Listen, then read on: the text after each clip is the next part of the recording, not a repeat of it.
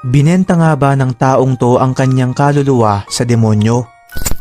Mga kaibigan, noong early 1900s ay may isang lalaking nagngangalang Robert Johnson na hindi naging mapalad sa kanyang buhay simula pa noong siya ay bata. Pumanaw ang kanyang tatay, binubugbog siya ng kanyang stepfather, namatay ang kanyang asawa at maraming kamalasan pa ang nangyari sa kanyang buhay.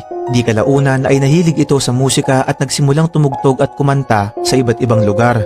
Kaya lang hindi rin siya nabiyayaan ng magandang boses na dahilan upang hindi siya tangkilikin ng mga tao. Isang gabi habang siya ay naglalakad ay may lumapit daw sa kanyang isang lalaki at inalok siya na aayusin ang kanyang gitara at magiging isa sa pinaka-successful na artist sa buong mundo. Ito ay agaran niyang tinanggap na hindi niya alam yung nag-alok pala sa kanya ay demonyo.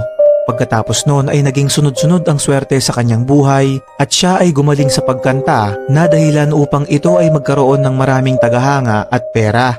Kaya lang noong August 16, 1938, siya ay pumanaw sa edad na 27 years old dahil siya ay nalason.